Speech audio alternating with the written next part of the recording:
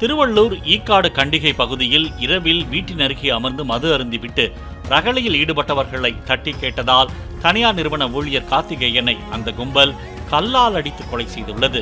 இது தொடர்பாக 4 பேரை போலீசார் கைது செய்த நிலையில் முக்கிய நபரின் பெயரை வழக்கில் சேர்க்கவில்லை என கூறிய கார்த்திகேயனின் உறவினர்கள் சாலை மறியலில் ஈடுபட்டனர். அப்போது அவர்களுக்கும் போலீசாருக்கும் இடையே வாக்குவாதம் ஏற்பட்டதால் மறியலில் ஈடுபட்டவர்களை இழுத்துச் சென்று வாகனத்தில் ஏற்றிய போது ஒருவர் மயங்கி கீழே விழுந்தார்.